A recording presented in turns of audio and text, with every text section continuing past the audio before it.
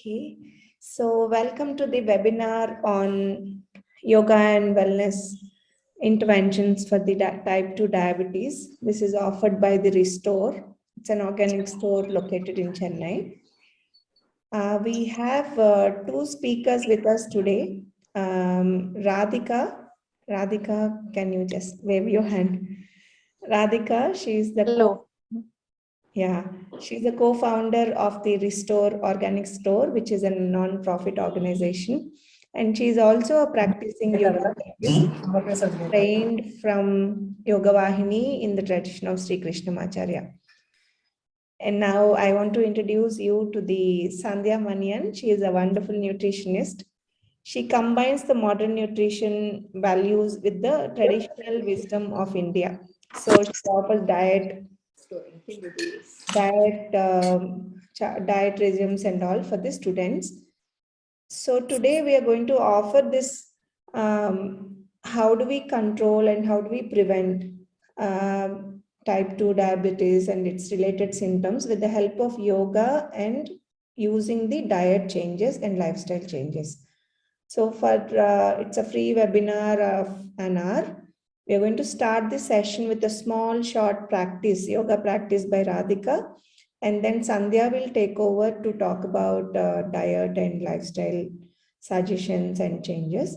And then Radhika will end the session as we speak about yoga and related approaches to diabetes by Radhika. Okay, and then we'll end the session with a question answer from you.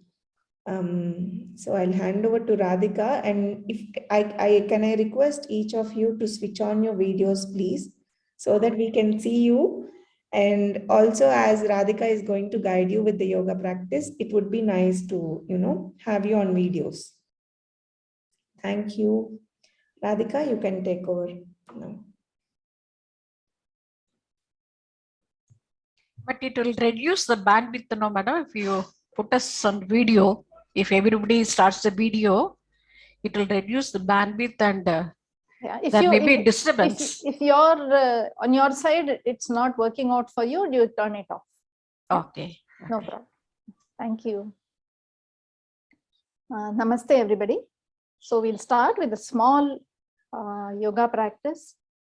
The idea of this practice is it's a centering for us to get an experience also of what we mean by a yoga practice that is breath centric. And I'm just going to have my colleague Pushkala demonstrate here. So you can do these practices, the ones that we're going to do today, seated as you are on a chair or anything where you're able to keep your back straight. I just request you to, if possible, sit on a chair without an armrest. So we'll get started. So to begin with, I request you all to just sit with your back straight. You can place your feet firmly on the floor in front of you. If you're seated on the floor, that's just fine. Just have your back erect. Gently roll your shoulders back and relax them. Keep your eyes closed. Relax your shoulders. Maybe bring your chin a little bit down. Okay. And to begin with, just get in touch with your breath. Just notice your natural, normal breath. Our body keeps on breathing for us, as you know, all the 24 hours, all the days of our lives. What we're going to do now is we're just going to notice that. Yeah. Maybe I could set a timer. Request you all to mute yourselves, please.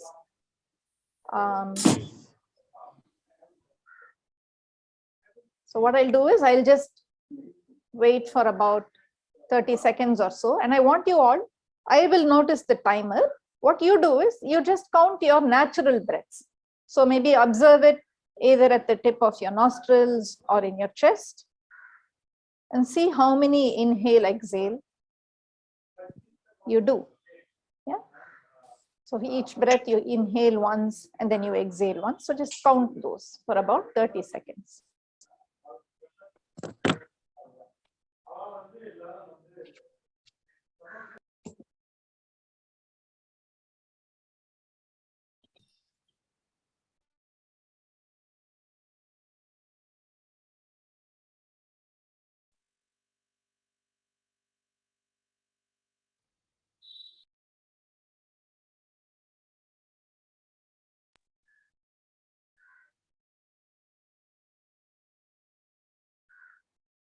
So continue just observing.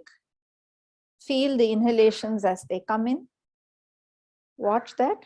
And then notice when the exhalations leave your body.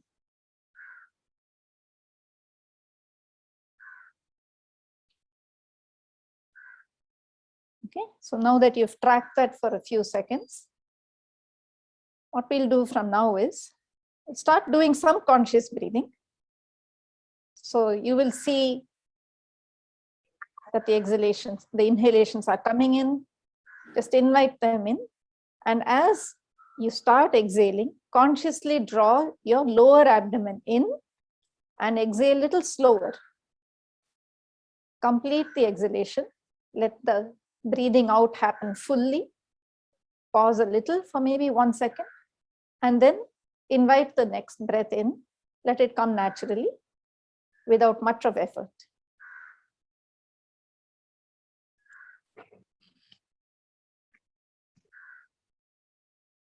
And continue like this. Again, inhale. And as the exhale starts, draw your lower abdomen in gently. And watch the exhalation go out from the lower abdomen, middle abdomen, chest, and out.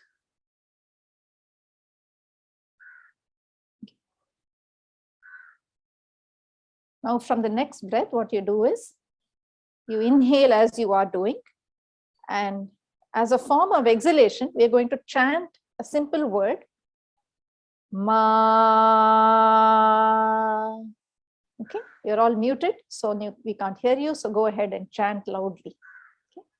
Again, inhale gently, feeling it from the throat to your chest, maybe up to your upper abdomen, and then chant again. Open your mouth out loud. Ma.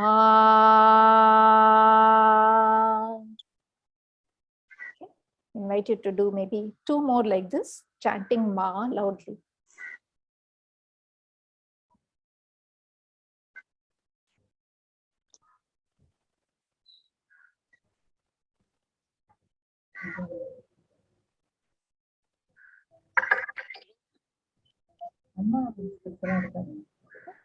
The next 4 breaths, continue in the same way, watching your inhalation from the throat to the chest, and exhale chanting little softer. The same Ma, Ma, in a more sensitive way.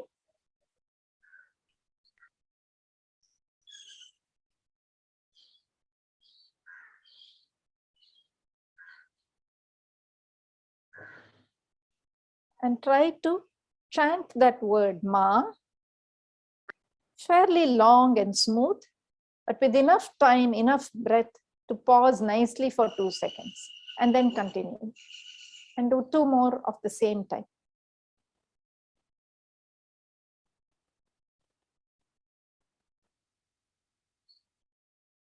So you're inhaling gently, feeling the breath at your throat,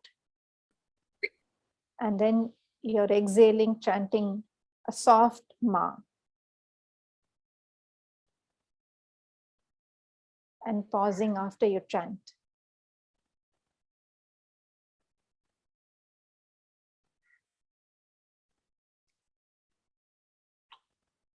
Okay, the next 4 breaths, chant Ma silently within yourself. Yeah, so you inhale the same way, pause, and then chant Ma silently. So you are just hearing yourself and you're concentrating on the throat. Your mouth is closed, you're not actually opening it, whispering, nothing, you're just chanting silently.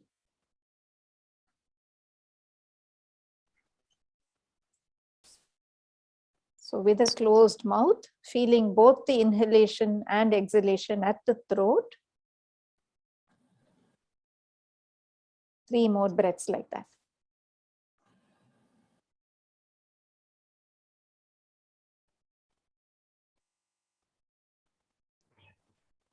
And remembering to pause after you exhale, or after you chant, rather.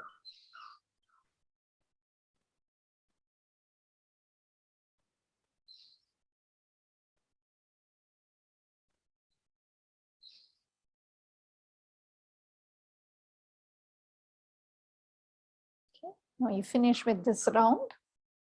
If you're in the middle of your inhale or exhale, just finish it fully. And then we'll go to the next exercise. So for this, we're going to do very simple arm movements. And we're going to observe what happens to us, what happens to our breathing. Yeah. So Pushkala is going to demonstrate. So as you inhale, raise your arms up from the sides. Take them up. Keep inhaling. Gently turn your head up and look up. Exhale. As you exhale, come down. Drawing a wide circle with your arms. Okay, so let's continue. All of us can join and do this 4 times. Okay, as you exhale, come back, drawing a wide circle. Start inhaling, start moving up. If you want to join the palms, that's fine. If you want to keep them apart, that's fine. Okay. Inhale, wide circle with the arms as you go up. Just look up. Start exhaling and go down. Move your arms down. Let's do that about 2 more times.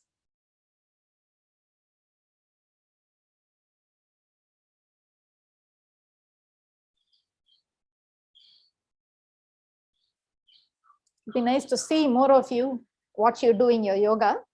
If you don't have the bandwidth, that's okay. But if you do, please turn it on so it'll be nice to see you enjoy it. Okay. So if we've done this 6 times, you can stop. So for the next exercise, Pushkala, she's going to demonstrate. And so as you inhale, raise your arms to the sides at shoulder level. Pause there. Start exhaling and twist your body. Turn to your left. Take your left hand to the back of the chair and right hand to the side. Turn back. Start inhaling and come back to the middle with your arms out at sides. Start exhaling and twist to the other side. Just keep a little space at the back of the chair. Start inhaling, come to the center. And as you exhale, lower the arms to your lap. Okay. Okay, now everybody can join in. She's making space so that she has space to show you. Okay, inhale, raise the arms to shoulder level. Exhale, as you exhale, turn, twist, feel it at your waist, at your shoulder, your neck. One hand in the back, the other hand on your side. Inhale to the center. Exhale, turn to the other side. Come back as you inhale. And lower your arms gently as you exhale. Take a normal breath. We'll continue, do 2 more of these. Inhale, arms up to the sides at shoulder level. Exhale, turn. So you'll feel this in your waist, in your stomach area, in your upper chest. Turn again, inhale to the center. Exhale, other side. So you also turn your head and look back if you have space to do it. Inhale, come back. After 2 sides, you lower your arms. Okay. 1 more round on your own. Inhale, arms up at the shoulder level. Keep on exhaling as you turn your head, look back. Inhale and come back to the center.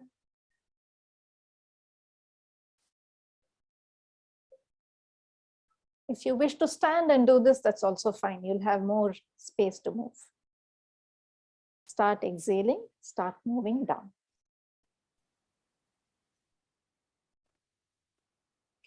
We'll go on. So for the next part, we're going to do a very simple, gentle forward bend.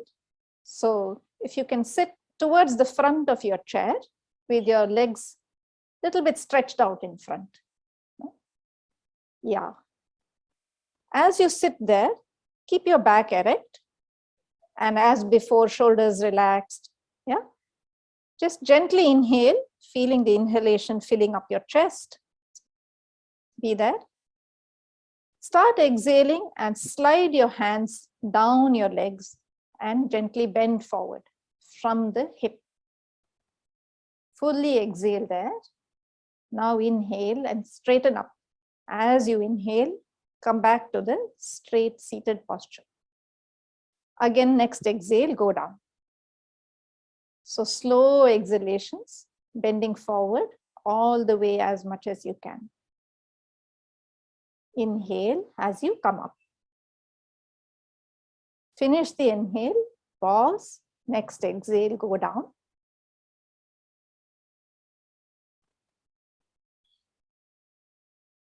Continue 3 more times on your own.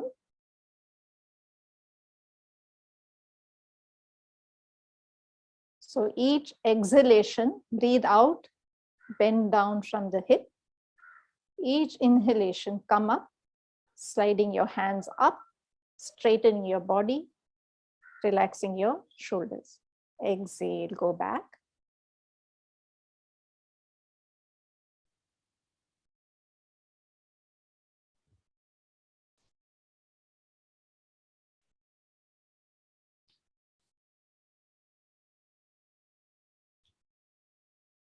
Relax your head and neck. Now inhale. And then the last time you just stay there and exhale. Okay. Okay, we will finish with some visualization and some more pranayama. If you want to just turn to your front Pushkala.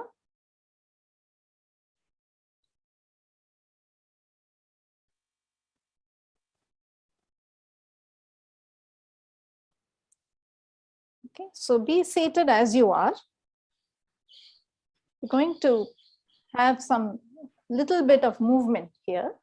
Okay, so in this breathing, what we're going to do is, as you inhale, raise your arms up in front of you and then bring your hands in towards your forehead. And as you exhale, bring your hands down and you're blowing out the air like, yeah, you can't hear me, but I was just blowing out the air, making my mouth round. So with each exhalation, we are giving out anything we don't want. Yeah, any toxins, eliminating what we don't need. Yeah, within our body. Continue as you are doing this. All of you can join. Inhale. Now as you exhale, you blow out the air. Open your mouth, not just like you're sighing, oof, like that, and give out any unnecessary emotions. Continue. Inhale. Take some fresh air in. So each and every exhalation, we're going to throw out what we don't need completely. Finish blowing out fully.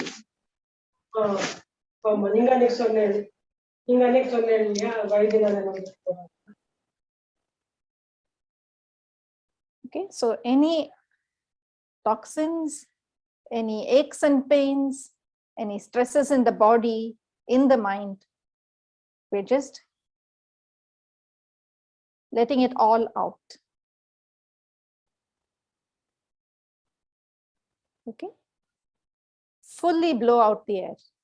From the next inhalation, consciously invite in some fresh, cooling energy from the breeze outside your house.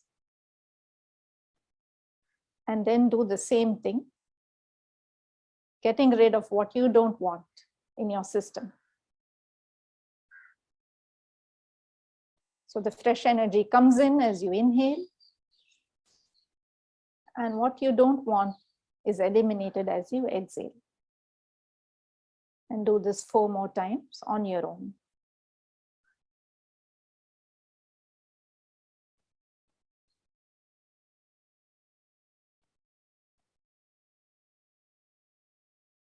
Blowing out the air. Yeah. When you inhale, your mouth is closed. When you exhale, it's open.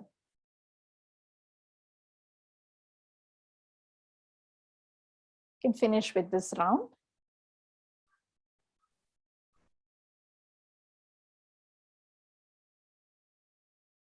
And then take a few moments to just be still. You've done a bit of breathing exercises and some few seated asanas.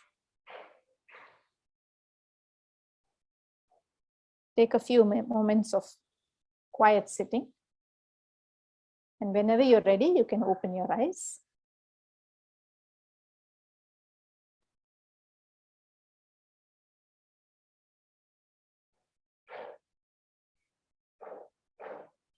I'd like to invite Sandhya to tell us about type 2 diabetes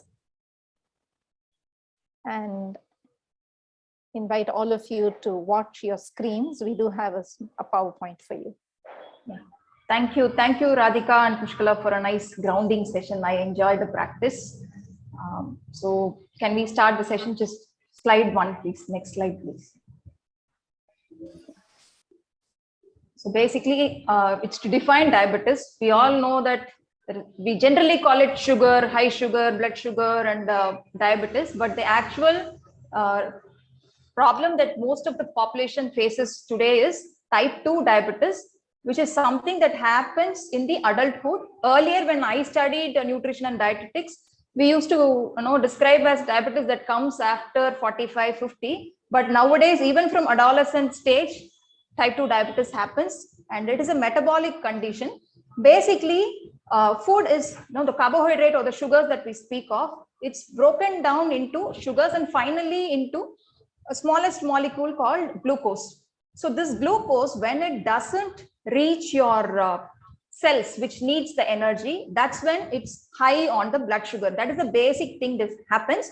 And insulin is the main key that opens the lock for every cell. So when every cell is open, then it goes and reaches your normal cell, and then your cells are energized. But when the key of insulin is either insufficient or inefficient, for example, you have a lock and you have a key, and the key is slightly damaged for various reasons, then that's when you can't really open it. You can't really open the lock easily. Similar condition happens, and that is called insulin resistance or pre-diabetes. And when this prolongs for a longer time, that is called type 2 diabetes. Am I audible, or is there any echo? Echo. It's fine? Okay. Fine. Yeah. Next slide, please.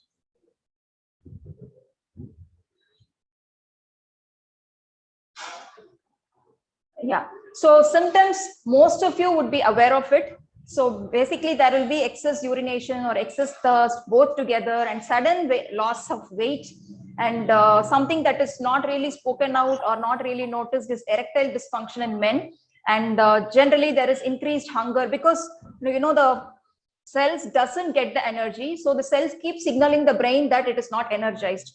So the brain signals your digestive system to create more hunger. So you're more hungry all the time. You would have just finished your meal, and within an hour or two, you will feel terribly hungry. That is basically because of imbalance in your sugar levels. And because your cells are not energized, you're going to be tired.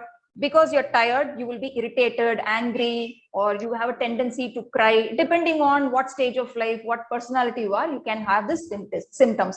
And your vision could be blurred, and frequency of catching up some infection or the other, all the minor infections or major infections or wounds not healing on time. These are all the primary symptoms. Some also report of tingling sensation or pain in their hands and limbs on their feet.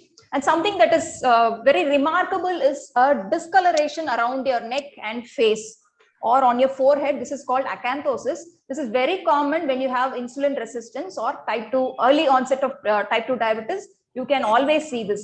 And generally we think of, the chains would have, I'm using a tali kodi for a longer period, so it would have caused friction. We assume those things, or it's because of the collar of my shirt, but it is not because of that. It's primarily because of imbalance in your sugar levels.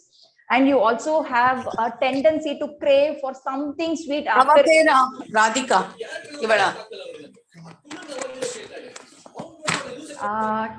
Go ahead. Yeah, Sandhya. thank you. So post meal, there will be a sugar craving. You want to eat something sweet, or maybe you think that it is healthy, so you reach out for a chikki, or you eat a banana, or you eat a dates, but still it is a sugar craving. So these are the common symptoms, and some of the symptoms are really not noticed, like post sugar craving. It's treated normal, or the skin. When the skin reflects that there is some imbalance, you generally see it as a skin problem and not as a sugar level imbalance. So these are some things that I see very common these days. And please make a note, if you find someone young, as young as 16 and 17, if you see these symptoms, you have to test them for their blood sugar levels and work on their food and lifestyle. So when not managed well, when you are diagnosed for pre-diabetes or diabetes, when you are diagnosed for pre-diabetes, you will, if you are not working on your diet and lifestyle, then slowly you will move to become diagnosed for type 2 diabetes. And when type 2 diabetes is not really managed well, then you end up with a whole lot of complications only when not managed well. Okay. So it can affect your heart, kidney. So it's called retinopathy, neuropathy, all pathies. Okay. It can affect your kidney, it can affect your neurons, it can affect your nephrons, it can affect your heart and eyes, especially, So that's why during cataract surgery, I have had few patients who comes to stabilize their blood sugar levels so they can go smooth with their cataract surgery. Otherwise, you will not be, eligible for a cataract surgery. So even for the cataract surgery to happen, you need a proper balance of your sugar levels. And to also prevent such conditions, you need to manage your sugar levels largely stable. Yeah. So causes, most of us know, we call it a metabolic disease, but it can also be induced by stress, which when cortisol is very high in your body, the reaction, a cortisol that gave when we lived as a tribal several generations back is still the same. So when cortisol is released, for example, if a dog is chasing you, you need that energy to run. So when you lived in a forest, you were getting energy from cortisol to run, to climb, or do something. So it was a protective mechanism, and this mechanism has not changed in our evolution. So the sugar surge is quite high when you're stressed. So the stress could be as simple as somebody's words wounding you, or certain things not happening the way you want it to happen, or COVID. The fear of COVID could induce stress. It could be anything, but the reaction in the body is same. Your sugar levels will go high. So that's why stress management is very important. And when there are people like very young as 25 and 30, they get into diabetes mainly because of their stress levels, high stress levels. And when that is addressed with proper stress management and food and lifestyle, you see beautiful reversal within few months. Then the secondary major cause, the most important cause, is your lifestyle and food habits, which we will speak in detail in the next slide. And gestational diabetes, this is also a type of type 2 diabetes, which occurs due to some metabolic issues, but it can also be managed really well if the mother is aware, is not overfed, thinking that she has to eat for 2 people. Okay, the mother needs very less additional calories, like as less as plus 350 calories or plus 400 calories. But generally our idea is to feed for 2 people. So make her eat double, and then her sugar levels spike. This is a common scenario in India for the past 10-15 years. Mothers are not as active as they used to be, or people used to be, including me. So it's very important to keep a boundary on what we are eating, what we should eat and what we should not eat. What is required in additional is largely your calcium and iron and vitamins, and not really high calorie diet. You need a high protein diet during pregnancy. So if that is focused, gestational diabetes can be largely avoided. And if someone is predisposed to this condition called gestational diabetes, or has been diagnosed for it, if the woman is not going to work on her lifestyle and diet post delivery, in 5 to 10 years, she has high chances of becoming type 2 diabetic. So it's a very, very important causative factor when it comes to women. And age factor is something, age factor means somebody who can be diagnosed for diabetes at the age of 70 or 80, largely because the insulin production is declined, because they're old, because their pancreas is not as functioning as effective as possible, which is something that we can't work now, but there is a possibility if you can keep your metabolic age as young as possible, which is again directing you towards having a healthy food habit and lifestyle, so your metabolic age is lesser than your actual age. So for example, you have these apps and you have the weighing machine where you connect and it will tell you what is your metabolic age. So if you're maintaining proper fat proportion and proper weight, then your metabolic age is, say if you're example, if you're a 35-year-old person, then the metabolic age will be somewhere 30 or 32, or if your fat percentage is much lesser and you're really fit, then the metabolic age could be as less as 25. But if you're an obese person and slightly overweight, then the metabolic age is actually much more than your actual age, 35. So it could be 40 or 45, which means your major organs like your heart and your pancreas, liver, everything is functioning too much to keep you active and alive. So the inner glands and inner organs are going to age faster. So there the age factor is really important, versus if you maintain a healthy lifestyle and food, then age factor cannot be a causative factor. Then we always say, my father had it, then my mother had it, so I will also have it, which is not completely true. Only if your 2 or 3 generations in your family has had diabetes, then you have a high chance of becoming diagnosed or becoming diabetic at maybe 60 or 70 or 50. But if you say at 30 and 35 and 40 that it's because my parents had it, I had it, it's not because of them. It's largely because of your own lifestyle and diabetes. And still, if you have a genetically predisposed condition to get diabetes, there is something called epigenetics, which means if you work on your lifestyle and your food habit, you have the ability to switch off the unnecessary genetic factors in your genes. Yeah, again, and you can switch off so that you don't pass on the same thing to your next generation. So everything finally narrows down to your lifestyle and food habits. Okay, next slide, please. Yeah, so what do I do with food? Basically, you have to have a clean diet. Clean diet means food that is very, very less in chemical load. So no processed foods, no packaged foods. Biscuits which are marketed as healthy and for diabetics still is with lots of sugar. You can check the package. If it is without sugar still, and if they say that it is for diabetes because it has brand, it is still useless because it has a lot of trans fat, and trans fat is what will raise your cholesterol levels. So any regular biscuits or any regular bakery products are not helpful, and all your junks. So there is a notion that I left all my sugars. Okay, so this is what people say, but they use jaggery as a replacement or honey as a replacement, or they make everything out of palm sugar. So sugar in any form is sugar when it comes to diabetes. Yes, honey is healthy. Yes, jaggery is healthy. Yes, palm sugar is healthy, but not when diagnosed for pre-diabetes or diabetes. So sugar in any form should be stopped, and juices should not be used. And polished grains, all your the regular rice that you get in the market is completely polished, which is directly equivalent to sugar. That should also be stopped. And trans fat rich products, these are the devils that is readily available to us in our pantry and in stores all the time, and they are beautifully marketed. So you check the label, you read the ingredients, you read the amount of preservatives, chemicals, and the trans fats present in each of these products, your biscuits, your noodles, your instant upma, and instant soups. So avoid anything that is instant.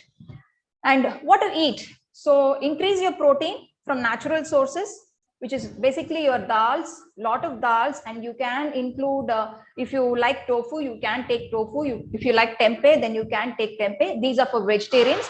For non-vegetarians, of course, if you like eggs, then eggs. And non-veg food like chicken or meat or fish in smaller proportion, but it has to be customized to you from a proper, probably recognized dietitian, where she'll be able to tell you how much of what you can eat. But most importantly, when you eat non-veg food, make sure that the source is clean. Okay, so include protein with every meal, and even your fresh green peas is a very good source of protein. So any Any lentil, either in fresh form or in dried form, is a very good source of protein.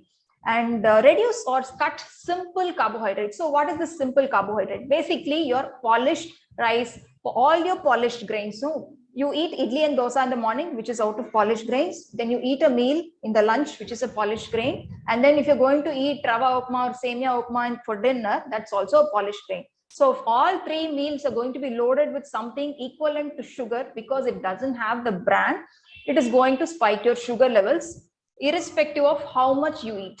Okay, so if you have been told to reduce from 4 idlis to 2 idlis, still if your idli is largely made of polished grains, it's of no use. It's not going to take care of your sugar spike. Okay, and increase your fiber.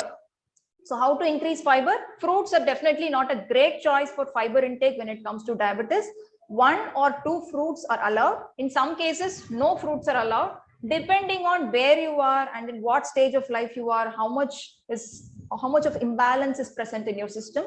Your sugars, your fruits will be prescribed, but vegetable is a very, very reliable and great source. So all your non-starchy vegetables. So when I say vegetables, please don't think of potato, sweet potato, or arbi, or yam, or raw banana. All of these comes under carbohydrate category. So it is a replacement or reduce your rice and have these vegetables, but largely rely on cruciferous vegetables like your nukol, your chow chow, your cauliflower, broccoli, beans, those types. And then your country vegetables, which are rich in water, like your white pumpkin, and your bindi, your brinjal, all of these. So increase your vegetables and ensure that you also include a lot of greens, because when you have diabetes, you will also face a lot of micronutrient deficiencies.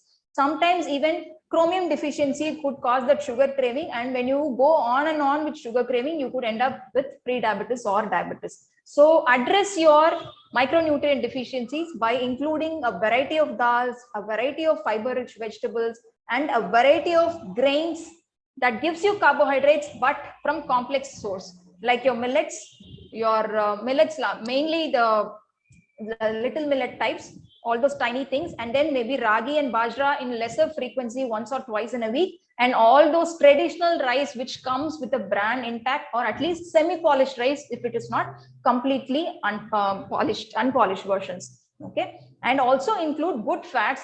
Generally we tend to miss on fat, and we think that almonds or any of those nuts are unhealthy. That was a notion that we had like about a decade back. It was very strong, but there are n number of studies to prove that good fats are very, very helpful in keeping one's gut healthy, one's overall metabolism is improved, one's digestion is improved.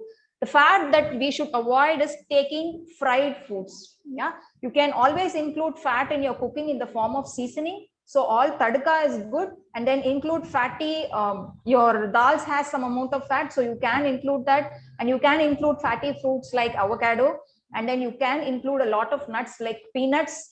If almonds or walnuts or those types of nuts you think it is costly, then peanuts is definitely okay. So always have good source of fats, and also include seeds, your pumpkin seeds. Earlier, when we get that yellow pumpkin or white pumpkin, people used to preserve that seeds, put it out in the sun, dry it, and then have it as a wonderful snack. But nowadays we all throw it away, and now even more people have become health conscious, and you buy it from the market again. So when you buy a full pumpkin, make use of those seeds inside, put it in the sun, take it back, and then have it as a nice snack for evening. You can also get this, you get your children trained for this habit, and also include seeds like chia seeds or sabja seeds or olive seeds, which is your watercress seeds. So try to incorporate seeds and nuts and a lot of vegetables and complex carbohydrates in smaller portion, and increased. Be conscious with protein with every meal. Don't just have an idli and a podi, or idli and just one tenga chutney. Try to have idli with a nice cup of sambar, so you get your protein from the dal, or idli with an egg and some chutney. So every meal, ask yourselves whether it is balanced, whether it has some source of protein and some source of fiber. And if you sort it out, then you're largely escaping the metabolic disorder. Yeah, now next slide, please. So now I want the participants to tell me what is different on these plates. I would like to see faces instead of just names. And please tell me if you find anything different, or you feel nothing is different, it's all the same. These are meal plates. Yeah. A lot of vegetables can be seen. Yes. It's not colorful. Balanced diet and it's colorful. Yes. Yeah. So yeah. Yes. Thank you. Thank you. So it's basically either a North Indian or a South Indian meal, similar type of meal that we eat on a daily basis. It's just that it is loaded with vegetables. So almost 50% is with vegetables. There is a millet-based rice or millet-based idli or a regular idli with the unpolished grain, and you have lot of protein. Yeah. So when you see this, how you feel? When you see this quantity, do you think it is very less? Do you think you are on a diet and eating very less? Oh, I can't sustain on this. It's a diet. I have to eat less. Is that the feeling you get? No, you feel full. Yes. Yeah. So you It's feel tempting. full. Yes. It's tempting actually. Thank you. So it is full. So any diet should address your satiety. It should address your eyes. When you see it, you should feel the fullness. You should feel the color. You should feel the taste. You should feel nourished. You should not feel deprived. Yet deprive your body from that sugar, from that carbohydrate, which is harmful for your health. Yeah. So being on a diet, even when you want to stay healthy and prevent type 2 diabetes completely, or if you're already having it, you can still remit or reverse when you take care of what goes into your mouth. Yeah. And it is not difficult. Believe me, many people are doing it and remitting and reversing their condition. Next slide, please. Okay, so I've told largely about diet. Now about lifestyle changes. What is this change that I'm speaking about? Basically, regulating your meal times in alignment with circadian rhythm. So what is the circadian rhythm? We have a clock, inner clock, tuned to the external system, tuned to the earth, tuned to the nature. So basically, wake up at a certain time and sleep at a certain time. So wake up when the sun is up, sleep when the sun goes down. So most of us are doing it in reverse, mainly because of our jobs. That's what people say. But you actually, when you check with them, their job is done by 9 or 10 o'clock. But they think they are reducing their stress by having something on their hands, and then they watch Netflix or some serial on the TV, and you prolong your sleep. When you're actually tired, you don't address that need of your body. So you just go ahead and take that, indulge in your screen time, and then you screw up with your system. Because when you screw up with your sleep, you screw up with insulin, ghrelin, and leptin. These are called the hunger hormones. So even though you exercise, even though you maintain your diet, still if you don't sleep on time, when you don't sleep in alignment with circadian rhythm, you are affecting your hunger hormone balance, which means you will influence your pancreas to become old. Yeah. So if you have if you're having a genetic condition or a hereditary condition where you could probably get it at 70, if you're not sleeping on time and if you're not having a sleep discipline, then you could get it in 50, or you could get it in your 40s, depending on what layers you're adding. Like, I'm not eating on time, I'm not eating the right food, I'm not sleeping on time, then you're predisposed to diabetes much earlier in life. Yeah. So please regulate your meal timings, and please regulate your sleep, and align your food and sleep with sun and moon cycle. As simple as that. And importantly, another important factor is to add some movement to your body on a regular basis. I would suggest a movement that is regulated with breath. Yeah, about which the experts will take over. Radhika will take over, and she will speak on how a regulated movement can help you heal metabolic conditions. Over to you, Radhika. Thank you all.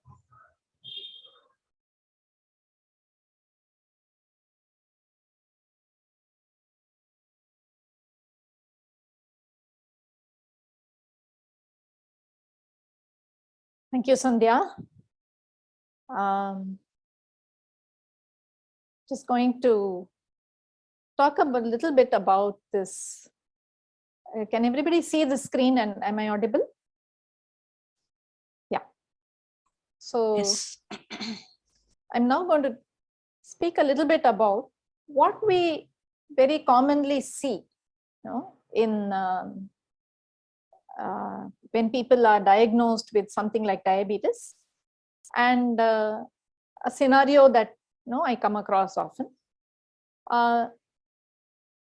Very often people, they go for a regular checkup, their annual screening, or maybe they have some of the symptoms that maybe Sandhya talked about, skin issues, or problems with the cravings, or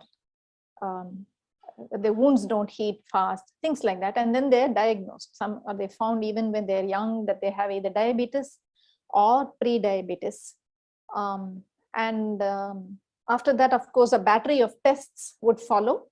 You are given a blood pressure, and then other than the blood sugar I'm talking about, more detailed tests of other organs, eyes, kidneys, heart. And usually you do meet a dietitian at that point as well, and possibly, a counselor. But to my knowledge, a lot of the diets given are diets. They are specifying, one can eat this much of three spoons of rice, or, 2 idlis or something like that, rather than an education. So they are advised some changes, but more importantly, they prescribe medications, and they go home with a prescription. Sometimes, depending on how advanced the condition is, it could be insulin. And then they are advised to come back regularly, every month or every so often, to take tests and regulate the medicines. So in the process, the person is kind of losing a degree of their independence and their, being in charge of themselves. And they feel that they have to lifelong take certain medicines, and they become a diabetic, a patient, rather than just a person who has got a certain metabolic disorder.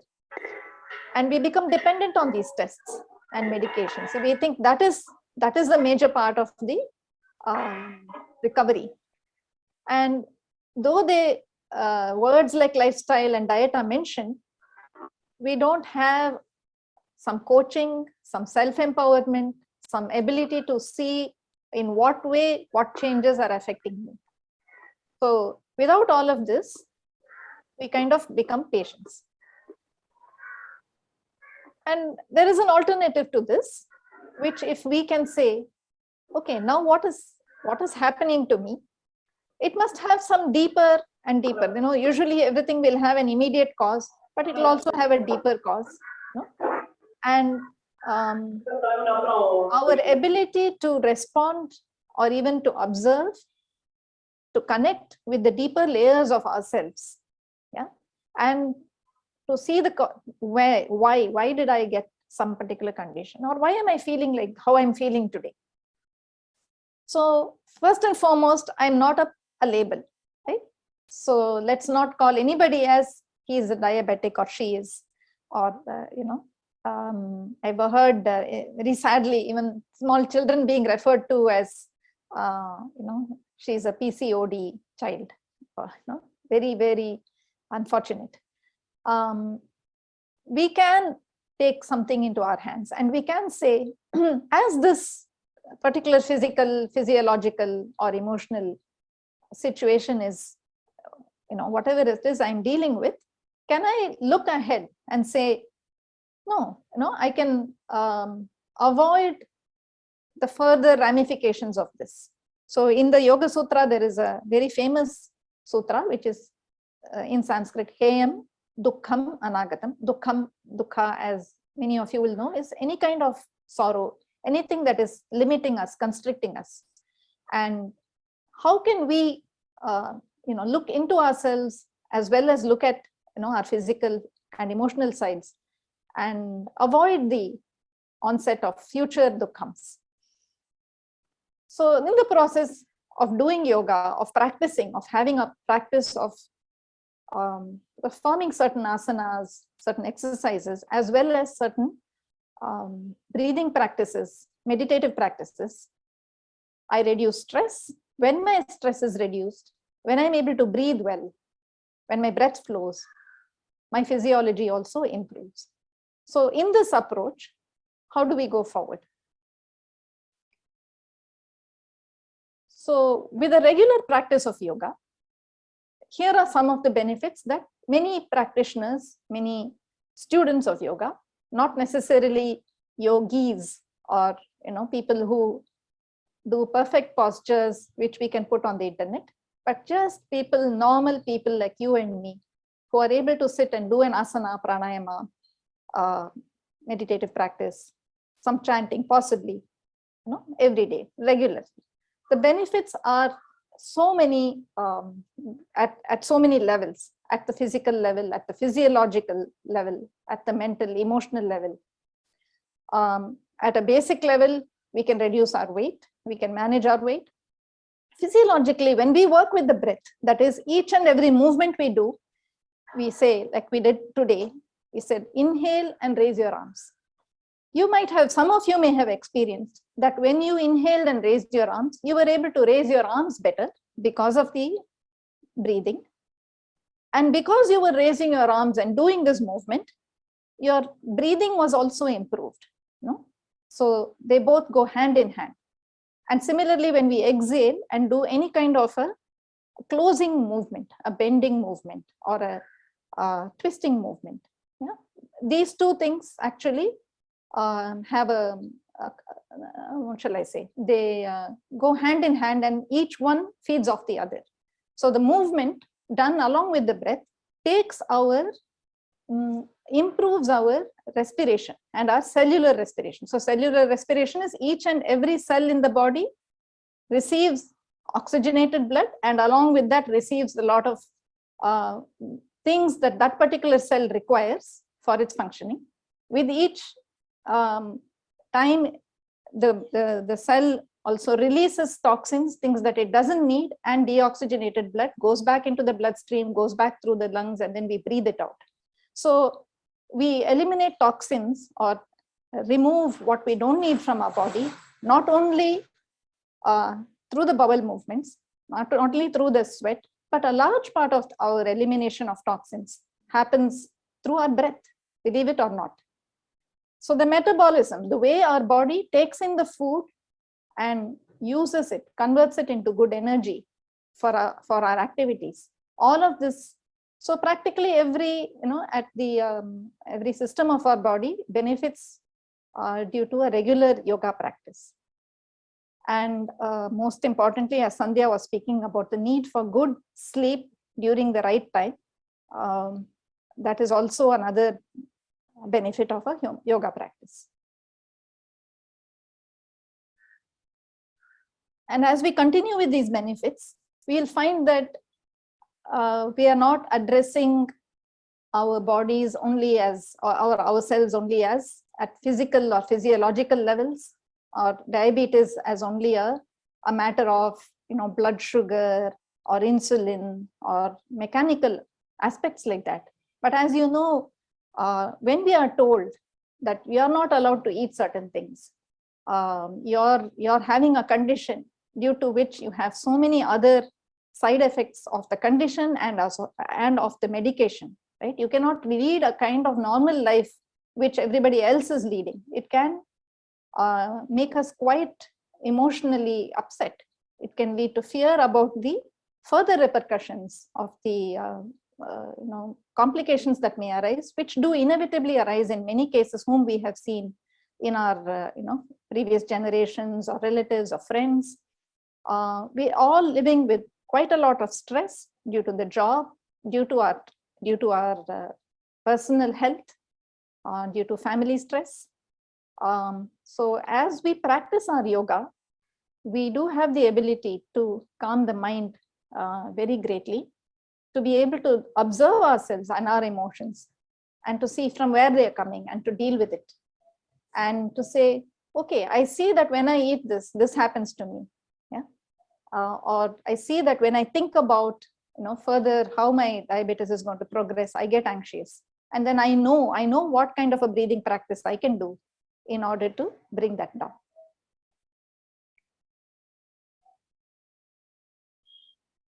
So when we say benefits of yoga, and we're encouraging all of you to maybe get into a practice of yoga.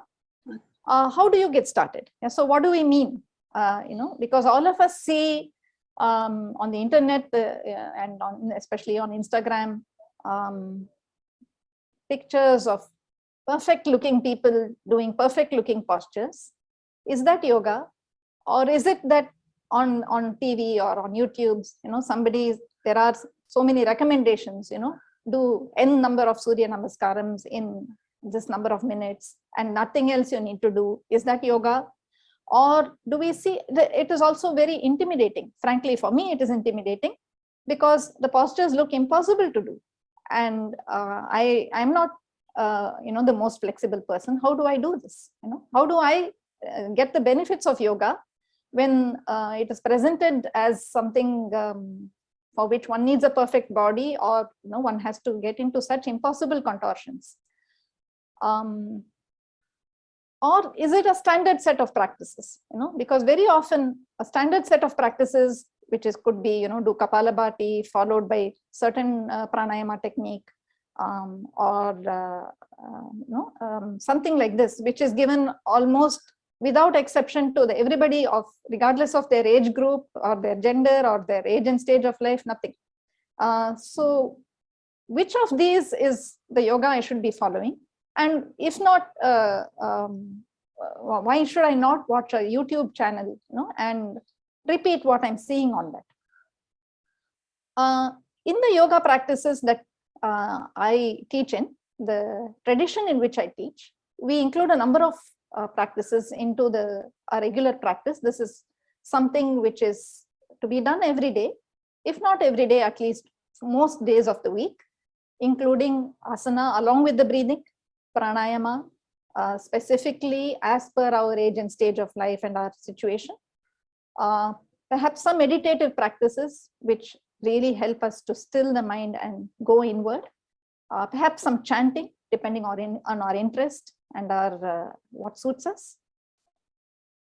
What we do is we take the yoga practices, these postures, these pranayama techniques, and we adapt them to suit the person, because every one of us may not be able to be so flexible as to do a perfect trikonasana. Every one of us may not even be suited to do certain things. It may harm us. And it could be a simple thing where my knee is not so flexible on one side as it is on the other side. So these are called modifications. Instead of taking a rope and tying it to a window and pulling you up into a posture, we say no, the yoga can be adapted to suit you. So instead of watching a YouTube channel, or instead of looking at some book or doing what somebody taught my brother-in-law 10 years back, it would be much better to work with a teacher, because that teacher can watch you, can offer you small suggestions which are suited to your body, your mind, your life situation, and more importantly, who can watch your breath. Yeah. So as the breath moves, so only so good is my yoga practice. Yeah. So only then can I say, yes, this particular posture is helping me to achieve certain results. And if the breath is in any way constricted, it would take a teacher of some experience to say, no, don't do this in this particular way. Do it in another way, which suits you. And also to watch over time, am I progressing? Am I able to do, more things which are more beneficial to me? Because on the first day that I do yoga practice versus after doing it for 1 month or 2 months, I am a different person. My needs are different. My abilities are different. And as I said earlier, modifications. Yoga is not something which comes in a book or in a video. It is our experience. Yeah. So as we do it is how we is what I call yoga. Or what works for me is my yoga. So having said that, I think we do have both Sandhya and myself have something to offer for anybody who is diabetic or pre-diabetic. A 12-week program 12 week is a sustained 3 months during which we offer a whole set of offerings which together complement each other and really help people to take charge of their health, for their diabetes to go into remission, for all of their physical, emotional, and physiological parameters to improve. We call this as a coaching program, not one where we are experts and we know better, but a hand-holding, right? So the diet will be in the form of a one-on-one consultation where the suggestions will be customized for you according to your needs and your situation. The yoga classes will be 3 times a week, Monday, Wednesday, Friday. From February 7th on, we are planning. So 3 times a week, you are showing up on online call, a Zoom call just like this one. And the guidance is from myself and Pushkala, who are both therapists trained for several years in the lineage of TKV Desikachar. Modifications are a big part of the approach. Postures are adapted to suit people. And every week we will be focusing on different aspects of health which tend to impact people who have diabetes. So it could be, how to avoid eye problems. It could be reducing stress. It could be certain things related to, cardiovascular problems, and how to bring that into the practice week on week with progression. And so when you've done it for 3 months, it becomes part of your lifestyle. And along with this, there will be a community where we do have updates and follow-up sessions with Sandhya, and possibly we may have other senior teachers come and talk to you, and you will have your peer group, and you will have a place for clarifications. So we would like to go into the question answers now. So Sandhya and myself are available for any clarifications or questions. So I saw one now. There is a chat message. I am neither pre-diabetic nor diabetic. Can I still do this? I'll take this question. I would say that if you are doing a yoga practice for the sake of your general health, go for what we call Rakshana Krama, or something which sustains and protects your health for a general practice rather than for a practice suited for specific conditions. Yeah. In our school of yoga, Yogavahini, there are teachers who are offering 8-week programs or 12-week programs for general health. I would recommend that. What was the name you said? Raksha? No, it's just a technical name. Instead of having a program which has certain therapeutic aspects, one which just protects our health, and that's called a Rakshana Krama.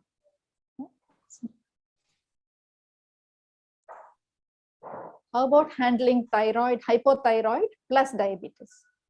Yeah, I would say if people are interested in this particular program, we have a small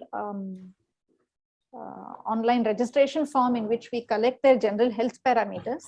If they do have a thyroid problem, what we would do is we would talk to them one-on-one and see how is the level of their thyroid, and both Sandhya and myself together would take a call.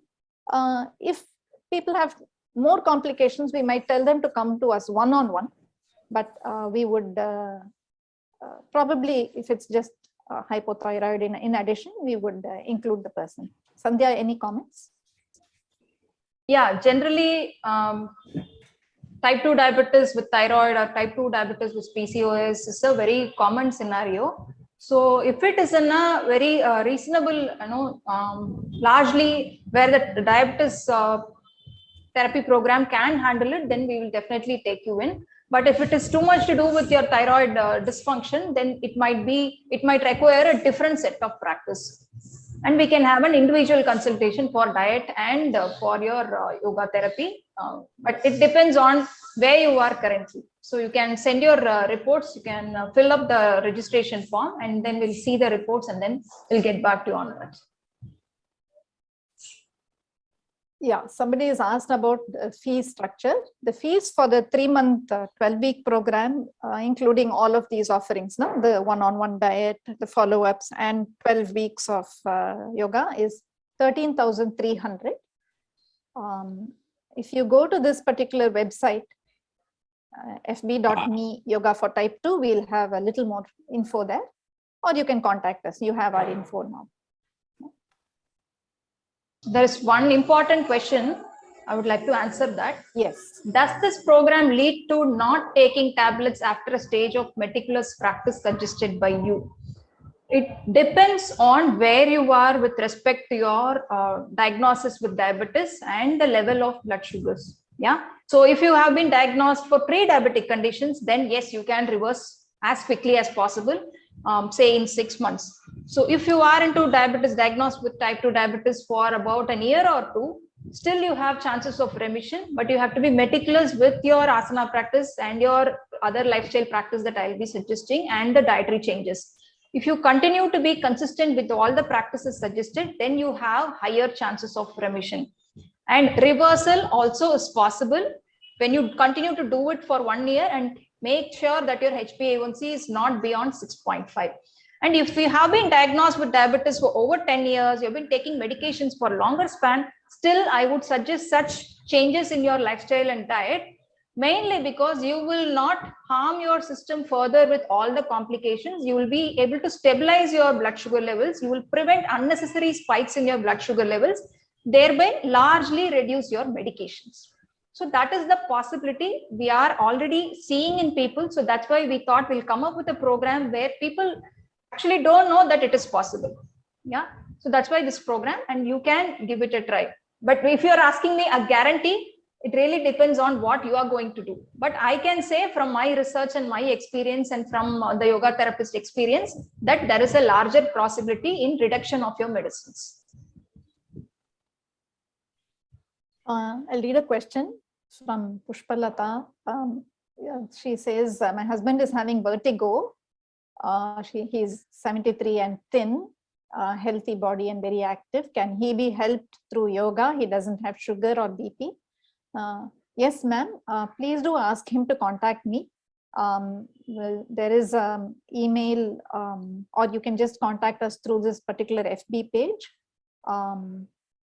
I'll type my email into the chat. But this particular group class would not be suitable for him. It is for people with diabetes or pre-diabetes. But he can definitely, I can teach him one-on-one, or my colleagues can teach. Okay, ma'am. Thank you. And the next question, somebody asked for offline in-person classes. We teach in person. I mean, now for the last few weeks, because of the third wave, we have suspended them, but we do teach in person. If you're in Chennai, at some of our homes, as well as at our center in Kottivakam Yogavahini. But this program is online, and we cannot mix both online and offline in the same program. 12-week program is online, so that people from all over India can join. If anybody wants to unmute and ask a question, you can do that.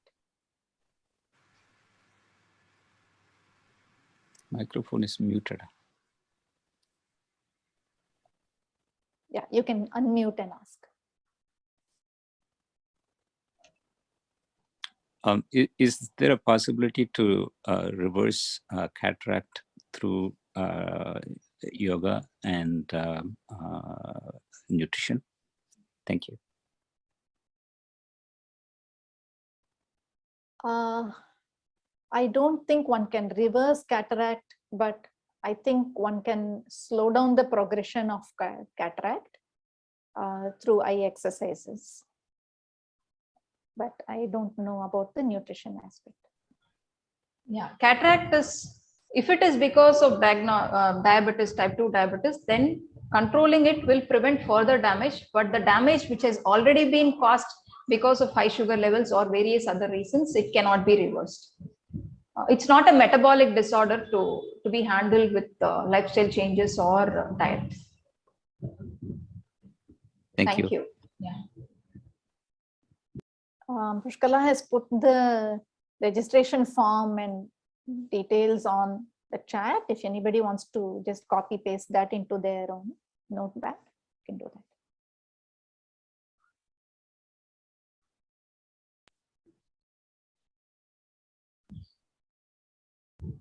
Is there anybody in the group who has diabetes, type 2 diabetes? Yes, I have. Actually, see this, if you start in February, it will end only in April. Yes. Again, next session, you will start another 3 months? Hopefully by March or by May. We are not sure about the next program's dates, but yeah, we are planning to do it consecutively. Okay. Because I will not be able to join in February. Okay. I have other commitments and other classes, other exams I'm taking. Okay. So I may join in May or something. Okay. Yeah, we heard you. We'll take that into account. Thank you. Okay. Okay. Yeah.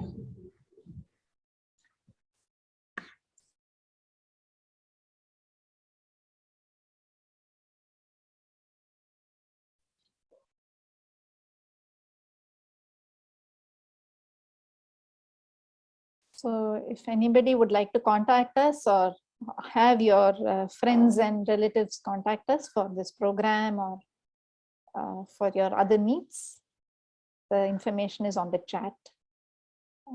Any other questions?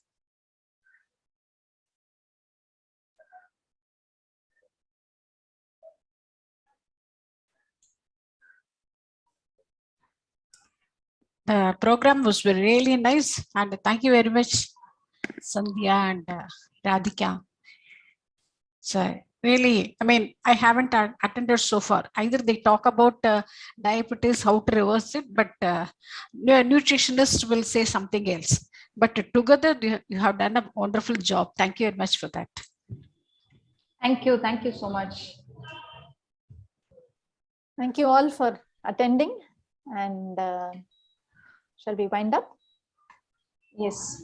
Yeah. Thank you. Please Thank you. follow us on Facebook for regular updates. Yoga for Type 2. Thank you.